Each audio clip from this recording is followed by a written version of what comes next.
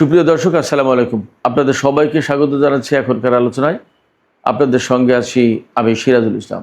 দর্শক, আমি আজকের পর্বে এমন একটি পরিবর্তনের কথা বলবো যার প্রেক্ষাপটে আগামী 10 বছরে মধ্যপ্রাচ্যের ভূ রাজনৈতিক মানচিত্রে বড় রকমের রদবদল ঘটে যাবে। সৌদি আরবের সাথে আমেরিকার সম্পর্ক প্রচণ্ডভাবে দূরত্ব সৃষ্টি হচ্ছে। সৌদি আরব এখন আর কোনো মতেই আমেরিকাকে আগের মতো নিরাপত্তার গ্যারান্টার হিসেবে মনে করছে না। এর বিপরীতে ইরানের সঙ্গে সৌদি আরবের সম্পর্ক ক্রমেই ঘনিষ্ঠ হচ্ছে। এর ভেতরে রয়েছে চীন এবং রাশিয়ার মতো বড় শক্তির অবস্থান।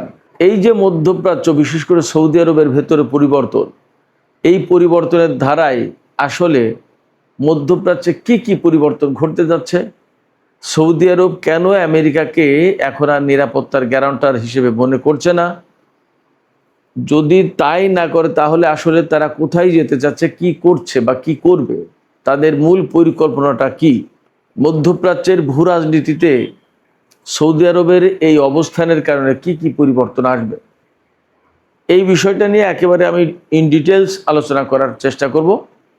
আমি আশা করি আপনারা শেষ পর্যন্ত সঙ্গে থাকবেন। আর ভিডিও ভালো লাগলে বরাবরের মতোই বলি, লাইক কমেন্ট শেয়ার করবেন এবং চ্যানেলটি সাবস্ক্রাইব করে টক উইথ সিরাজের সাথেই থাকবেন। দর্শক, চলুন বিস্তারিত আলোচনা করি। সৌদি আরব এখন আর আমেরিকাকে আগের মতো নিরাপত্তার গ্যারান্টার মনে করছে না। অর্থাৎ আমেরিকা যে সৌদি আরবের নিরাপত্তা নিশ্চিত করবে, এই গ্যারান্টি সৌদি আরব এখন আর পাচ্ছে না। এর প্রধান কারণ কি? কেন এই কথা ভাবছে সৌদি আরব? তার প্রধান কারণ দুইটা। সেই দুইটা কারণ হচ্ছে ইরান যুদ্ধ, আর আরেকটা বড় কারণ হচ্ছে ইয়েমেনের সাথে সৌদি আরবের যে যুদ্ধ হয়েছে সেই যুদ্ধ। এই দুই যুদ্ধ সৌদি আরবের চোখ খুলে দিয়েছে। কিভাবে চোখ খুলে গেল? চোখ খুলে গেল এইভাবে, ইয়েমেনের সাথে যুদ্ধের সময় আমি আগেও বলেছি, সৌদি আরব কিন্তু একেবারে বীর বিক্রমে ঝাঁপিয়ে পড়ল ইয়েমেনের উপরে। ইয়েমেন হতদরিদ্র একটা দেশ, তাদের কিন্তু ওই রকমের সুসংগঠিত অবস্থা ছিল না। আব্দুর রাব্বু মানসুর হাদি যখন সৌদি আরবে পালিয়ে গেল, তারপর থেকে কিন্তু ইয়েমেনে মারাত্মক রকমের রাজনৈতিক অস্থিতিশীলতা চলছিল। সেখানে বিভিন্ন উপজাতি, হুতিদের সাথে আবার সেখানকার সৌদিপন্থী, আরব আমিরাতপন্থী, নানা রকমের পন্থী আছে, তাদের নানা রকমের ঝুট ঝামেলা, টানা পড়েন, সংকট, অনেক কিছু ছিল। এই অবস্থার ভেতরেও সৌদি আরব যখন ইয়েমেনের উপর হামলা চালালো, তখন ইয়েমেনের উপর হামলা চালানো মানে বেসিক্যালি সেই হামলাটা কিন্তু হুতি নিয়ন্ত্রিত সরকার এবং তাদের অঞ্চলের উপরে চালালো। তখন হুতিরা প্রচণ্ড মার খেয়েছে। সৌদি আরব বিমান হামলা চালিয়ে ইয়েমেনের ব্যাপক ক্ষয়ক্ষতি করেছে, একেবারে তছনছ করে দিয়েছে।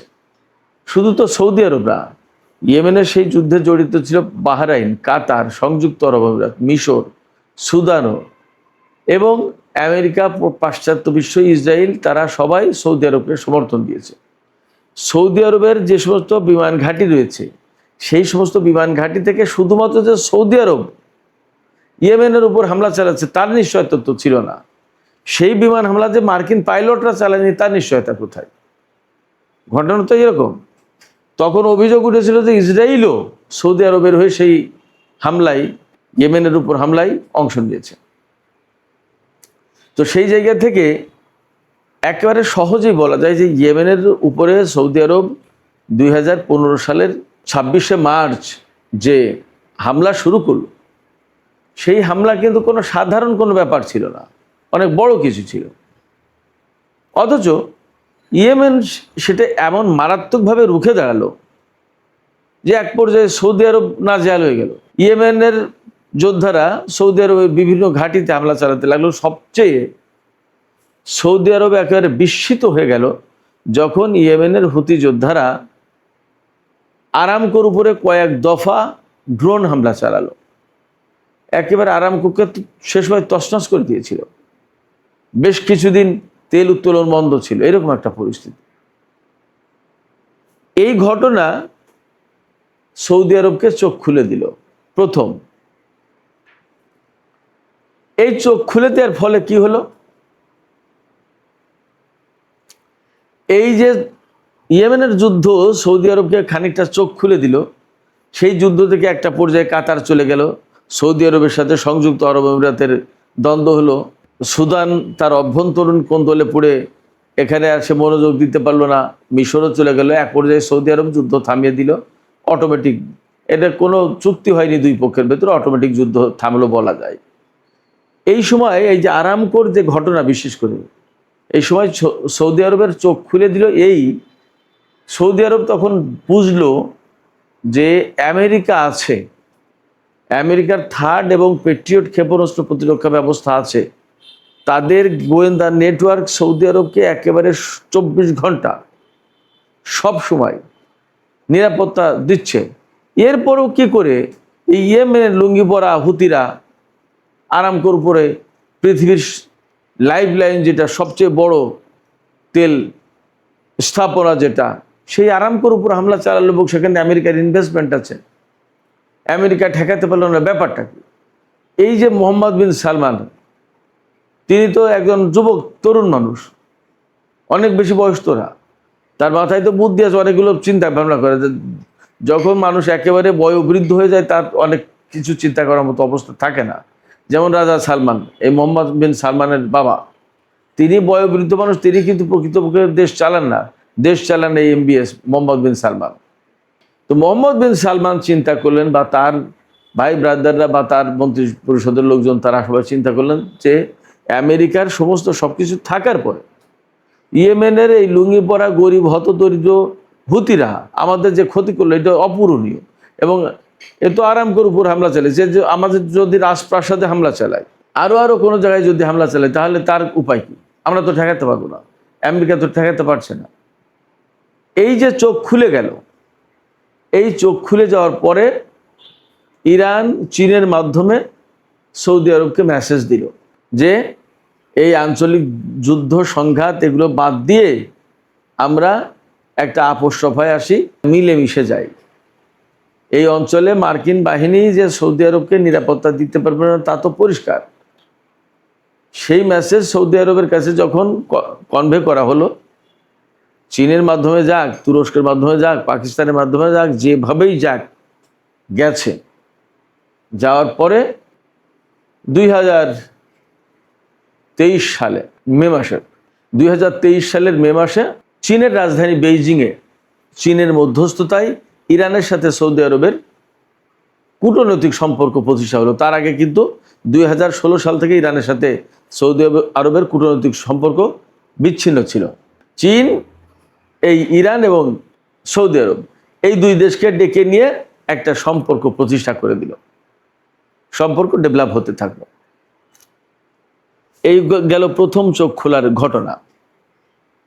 আর দ্বিতীয় চোখ খোলার ঘটনা যেটা ঘটলো এই ইরান যুদ্ধের সময়, এই ইরান যুদ্ধের সময় একেবারে মহামারী কাণ্ড হয়ে গেছে। তো প্রিন্স সুলতান এয়ারবেস যেটা, এখানে তো ধ্বংসযজ্ঞ চালিয়েছে ইরানের ড্রোন, সে কেমন করে তা তো আপনারা সবাই দেখেছে। সেখানে কতগুলো বিমান একেবারে চুরমার করে দিয়েছে, এবং ইরানের হাতে 7টা রিফুয়েলিং ট্যাঙ্কার ধ্বংস হয়েছে। আমেরিকার গর্বের ধন F-15 কতগুলো ধ্বংস হয়েছে, F-35 ধ্বংস হয়েছে, F-16 ধ্বংস হয়েছে, হেলিকপ্টার ধ্বংস হয়েছে, ব্ল্যাক হক হেলিকপ্টার থেকে শুরু করে আরও। এরপরে A-10 যে বিমানটা, সে বিমান ধ্বংস হয়েছে। তার মানে আমেরিকা যেটা দিয়ে ইরানকে একেবারে প্রচণ্ড রকমের আক্রমণ করতে চেয়েছে বা একেবারে ধ্বংস করে দিতে চেয়েছে, সেখানেই আটকে গেছে। শেষমেশ ইরানের ভেতরে পাইলট উদ্ধারের নাটকের সেই অভিযান চালাতে গিয়ে কি এক গেড়া কলে পড়ে, কি এক ঝুট ঝামেলার ভেতরে পড়ে গেল। সেখানে বহু সংখ্যক লোকজন ইরানের হাতে আটক হয়ে গেল। এই যে মারাত্মক রকমের একটা সংকটে পড়ে গেল আমেরিকা ইরানের মোকাবেলায়, আরও সাথে রয়েছে ইসরায়েলের মতো একটা শক্তি। আর এই ক্ষয়ক্ষতি কি শুধুমাত্র সৌদি আরবে বা ইরানের ভেতরে হয়েছে, কুয়েতে তছনছ করে দিয়েছে, এমনকি সেই পুরনো মডেলের বিমান দিয়ে তছনছ করে দিয়েছে বলা হয় কুয়েতের সেই ক্যাম্প গোয়রিং। বাহরাইনের পঞ্চম নৌবহরের ঘাটিতে কি অবস্থা, সংযুক্ত আরব আমিরাতের কি পরিস্থিতি তা তো আমরা সবাই জানছি। সেখানে ব্যবসা বাণিজ্য নেই, সেখানে কাজকর্ম অনেক কমেছে, ট্যুরিস্ট নেই, অনেক কিছু। এখন অনেক দিন ধরে তো যুদ্ধ বন্ধ, এই যুদ্ধ আরও কিছুদিন চলে তো সংযুক্ত আরব আমিরাতের দুবাই, আবুধাবি সব তো একদম বিরান মরুভূমি হয়ে যেত যা পরিস্থিতি। এই সমস্ত সব কিছু সৌদি আরব নিজের চোখে দেখেছে। এবং সৌদি আরব কিন্তু যুদ্ধের শুরু থেকেই একটি সহযোগিতাও আমেরিকাকে করেনি, না ইরানের সাথে যুদ্ধ করেছে আমেরিকার পক্ষে, না আমেরিকাকে বিশেষ কোনো লিভারেজ দিয়েছে, সুবিধা দিয়েছে। প্রজেক্ট ফ্রিডম, যেটা হরমুজ প্রণালীতে ইরানের কন্ট্রোল মুক্ত করার জন্য যে প্রজেক্ট ফ্রিডম শুরু করেছিল ডোনাল্ড ট্রাম্প, শুরু করার ঘোষণা দেওয়ার কয়েক ঘন্টা পরে বাতিল করে দিল। কেন? সেই প্রজেক্ট ফ্রিডমে সৌদি আরব বলেছিল যে আমরা এই কাজে নেই, আমার আকাশ ভূমি ঘাঁটি কোনো কিছু তুই ব্যবহার করতে পারবো না, আর হবে না। এই যে সাম্প্রতিক দিনগুলোতে ইরানের উপরে আমেরিকা যে হামলা চালাচ্ছে, ইরান তো সাধারণত হামলার উৎসস্থলে, অর্থাৎ যেখান থেকে হামলা করেছে আমেরিকা সেখানে হামলা চালায়। এই যে গত 3-4 দিন 5 দিন যে হামলা হলো ইরানের উপরে, তার জন্য প্রত্যেকবার হামলা চালিয়েছে কুয়েত এবং বাহরাইনে। সৌদি আরবে কিন্তু ইরান হামলা চালায়নি, কারণ সৌদি আরব তার ঘাঁটি মাটি ব্যবহার করতে দিচ্ছে না। তার মানে সৌদি আরবের চোখ খুলে গেছে। কেন চোখ খুলল? তার সামনে একদম পরিষ্কার যে তার প্রিন্স সুলতান এয়ারবেজ, এই প্রিন্স সুলতান এয়ারবেজ ইরান ধ্বংস করে দিতে পারে আরও ইচ্ছা করলে। তার মানে আমেরিকার সমস্ত সব কিছু থাকার পরে ইরান ড্রোন আর ক্ষেপণাস্ত্র মেরেই শেষ করে দিয়েছে আমেরিকার বিমান বাহিনী, সর্বাধুনিক বিমান বাহিনী অকার্যকর, খুব একটা লাভ হয়নি। বরং কি হয়েছে, আমেরিকা মধ্যপ্রাচ্যের এই সমস্ত দেশের থেকে ইরানের বিরুদ্ধে যুদ্ধ করার কারণে এই সব দেশ ক্ষতিগ্রস্ত হয়েছে। তাদের সয় সম্পত্তি, বিমানবন্দর, ঘাঁটি মাটি, বিভিন্ন স্থাপনা এই সমস্ত হামলা শিকার হয়েছে। তাতে প্রত্যেকটা দেশ, সেই দেশের মানুষ, সেই দেশের সরকার ক্ষতির মুখে পড়েছে। তাদের সম্পদ নষ্ট হয়েছে, তাদের ঘরবাড়ি নষ্ট হয়েছে, ব্যবসা কেন্দ্র নষ্ট হয়েছে, সরকারি প্রতিষ্ঠান নষ্ট হয়েছে, ঘাঁটি নষ্ট হয়েছে, সামরিক বেসামরিক বিভিন্ন স্থাপনা ধ্বংস হয়েছে, মারাত্মক রকমের আর্থিক ক্ষতির মুখে পড়েছে, কয়েকজন নাগরিকও নিহত হয়েছে। তাদের এই সব দেশে, অর্থাৎ মধ্যপ্রাচ্যের মুসলিম দেশগুলোতে যে বিভিন্ন দেশের জনশক্তি, অর্থাৎ বিভিন্ন দেশের লোকজন কাজ করে, তারাও তো ক্ষতিগ্রস্ত হয়েছে। তার মানে সামগ্রিকভাবে বিশ্ব ক্ষতিগ্রস্ত হয়েছে। এই সব দেশ নিজেরা তো হয়েছেই। তো সেক্ষেত্রে আমেরিকাকে জায়গা দিলে, আমেরিকাকে থাকার সুবিধা দিলে, আমেরিকার ঘাঁটি রাখলে বিপদ। এবং 2 দিন অন্তর অন্তর ইরানের সাথে যুদ্ধ লাগবেই। অতএব সৌদি আরবের চোখ খুলে গেছে যে আমাদের আর আমেরিকার নিরাপত্তার ছাতার নিচে আমাদের দরকার নেই। আমাদের দরকার হচ্ছে ইরানের সাথে মিলেমিশে থাকা। ইরানের সাথে যদি একেবারে ঘনিষ্ঠ বন্ধুত্বও না করা হয়, তাহলে ইরানের সাথে দ্বন্দ্ব না করলেই তো হলো। এই নীতি সৌদি আরব নিয়েছে এবং সৌদি আরবের চোখ খুলে গেছে। এখন এই নীতি যদি নেয় তাহলে কি হবে? এই নীতি যদি গ্রহণ করে সৌদি আরব, তাহলে যা হবে তা হচ্ছে আমেরিকাকে মূলত সৌদি আরবের ঘাঁটি মাটি ছেড়ে চলে যেতে হবে। সৌদি আরব ইরানের সাথে সম্পর্ক স্বাভাবিকভাবেই ঘনিষ্ঠ করবে। তার মানে ইরান এবং সৌদি আরবের ভেতরে একটা ভালো সুসম্পর্ক তৈরি হবে। যদি তাই হয় তাহলে 2 দেশের ভেতরে লেনদেন, বাণিজ্য এ সমস্তও চলবে। যদি সৌদি আরব ইরানের সাথে সম্পর্ক করে, তাহলে আলটিমেটলি সৌদি আরব থেকে আমেরিকাকে হয়তো চলে যেতে হবে। তখন সৌদি আরব আমেরিকার কাছ থেকে কতটুকু অস্ত্র কিনবে সেটা একটা ব্যাপার। আমেরিকা কিন্তু অলরেডি ঘোষণা দিয়েছে যে আমরা সৌদি আরবকে যে অগ্রাধিকার দিতাম ক্ষেপণাস্ত্র প্রতিরক্ষা ব্যবস্থার ক্ষেত্রে, এখন আর সেটা দেব না। হয়তো সৌদি আরব বলবে যে আমাদের লাগবেও না, কারণ আমরা ওইটার চেয়েও ভালো কিছু পাবো। কারণ এই যুদ্ধে তো দেখিয়েছে ইরান যে আমেরিকা থার্ড এবং পেট্রিয়ট সিস্টেম থাকার পরেও ইরান ধমাধম হামলা চালিয়েছে। তো ওই থার্ড আর পেট্রিয়ট দিয়ে কী হবে? ইরানের ক্ষেপণাস্ত্র, ইরানের ড্রোন থেকে তো বাঁচতে পারবে না সৌদি আরব। তার চেয়ে ইরানের কাছ থেকে যদি একটা কেনা হয় তাহলে তো হয়তো সেটাই ভালো হবে, অথবা রাশিয়া এবং চীনের কাছ থেকে কিনে নেবে, শেষ। সবচেয়ে বড় কথা যেটা, সৌদি আরব এইভাবেই ভাবছে এবং মধ্যপ্রাচ্যের ডিপ্লোমেসিটা এইভাবেই আবর্তিত হচ্ছে। চীন এখানে মধ্যস্থতা করছে, রাশিয়ার অবস্থান আছে, তারা সবাই বোঝাচ্ছে যে আমেরিকা চলে গেলে তোমরা আঞ্চলিক দেশগুলো সবাই মিলেমিশে থাকবে, তোমাদের কারোর সাথে কারো দ্বন্দ্ব নেই। প্রয়োজনে রাশিয়া এবং চীন গ্যারান্টার হিসেবে, মধ্যস্থতাকারী হিসেবে ইরান এবং সৌদি আরবের ভেতরে একটা চুক্তি করিয়ে দেবে, নন অ্যাগ্রেশন চুক্তি, ব্যাস, শেষ। তাইলে তো আর কোনো ঝামেলা নেই। তো এইরকম জায়গা থেকে আমেরিকার হয়তো সেনা প্রত্যাহার করে নিতে হবে, আমেরিকা হয়তো সৌদি আরবকে অস্ত্র দিতে চাইবে না, আবার হয়তো আমেরিকা দিতে চাইলেও সৌদি আরব কিনবে কিনা সেটা একটা প্রশ্ন, আবার কিনলেও হয়তো কিনবে, কিন্তু তার মানে এই না যে আমেরিকার নিরাপত্তা ব্যবস্থার উপরে তারা নির্ভর করবে। সৌদি আরবের বলয়ে যে সমস্ত মুসলিম দেশ আছে তারা এখন ইরানের সাথে স্বাভাবিকভাবে সম্পর্ক ভালো করবে, যদি না করে তাহলে সৌদি আরবের সাথে ওই সমস্ত দেশের একটা সম্পর্কে ফাটল দেখা দিতে পারে। তাহলে তখন আবার মধ্যপ্রাচ্যের নতুন চিত্র আসবে। তাহলে তারা ইসরায়েল আমেরিকা ওই ব্লকে চলে যাবে।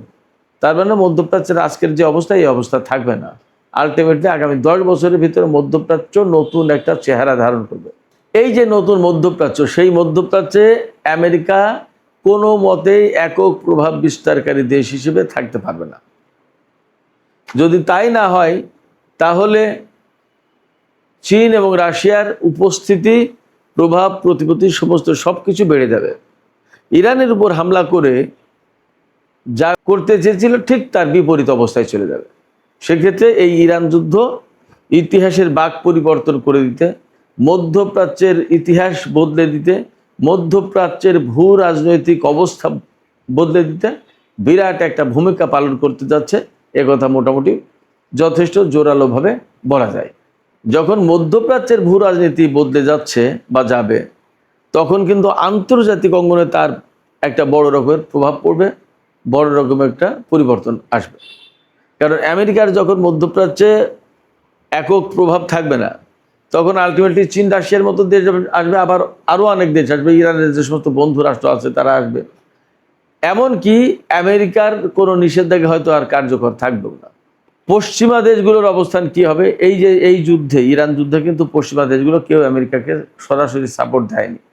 যদি সরাসরি সাপোর্ট না দেয় তাহলে তাদের সাথে আমেরিকার অবশ্যই একটা ফাটল সৃষ্টি হয়েছে। হয়তো ডোনাল্ড ট্রাম্পের সরকার পরিবর্তন হলে এই পরিস্থিতির পরিবর্তন হতে পারে, কিন্তু মার্কিন নীতি খুব যে পরিবর্তন হয়ে যায় তা কিন্তু না। আবার মধ্যপ্রাচ্যে পরিবর্তন যখন হয়ে যাবে, তখন ইউরোপের সাথে আমেরিকার সম্পর্ক যদি নতুন করে ঘনিষ্ঠ হয়ও, তাহলে মধ্যপ্রাচ্যের রাজনীতি তো পরিবর্তন হচ্ছে না। তখন মধ্যপ্রাচ্যের দেশগুলো, বিশেষ করে ইরান, কাতার, এই সমস্ত দেশ, সৌদি আরব, এই সমস্ত দেশের সাথে পাশ্চাত্যের, পশ্চিমা দেশগুলোর সম্পর্ক নতুন করে রূপ লাভ করবে, পুনর্মূল্যায়ন হবে। কারোর সাথে এরা সম্পর্ক করবে, কারোর সাথে করবে না। পশ্চিমা দেশের কিছু দেশ এগিয়ে আসবে, কিছু আসবে না হয়তো, বা অনেকেই আসবে। সব কিছু মিলে এই যে সৌদি আরবের সাথে আমেরিকার একটা টানাপোড়েন, সৌদি আরব চাইছে তার মাটি থেকে মার্কিন সেনারা চলে যাক বা মার্কিন প্রভাব কমে যাক। আমেরিকার সাথে আগের মতো আর সেই নিরাপত্তা ছাতার অধীনে থাকতে চাইছে না সৌদি আরব। এই চাওয়া, এই যে দৃষ্টিভঙ্গিগুলো, এই যে প্রত্যাশা, এই যে পরিকল্পনা, এগুলোর কারণে আসলে বিশ্বে একটা বড় পরিবর্তন ঘটতে যাচ্ছে। আর সৌদি আরবের এই চাওয়া, এই দৃষ্টিভঙ্গি, এই প্রত্যাশা, এগুলো নতুন করে গড়ে দেওয়ার ক্ষেত্রে ইরান এবং ইয়েমেন যুদ্ধ বিরাট ভূমিকা পালন করেছে। সৌদি এবং ইরান এবং সৌদির প্রভাবাধীন যে সমস্ত দেশ আছে, এরা যদি খুব ঘনিষ্ঠ সম্পর্কে জড়িয়ে যায়, সম্পর্ক ঘনিষ্ঠ হয়, তাহলে কিন্তু মধ্যপ্রাচ্যে আর একটা বিষয় বলতেই হবে, সেখানেও বড় পরিবর্তন আসবে। সেটা হচ্ছে ইসরায়েল।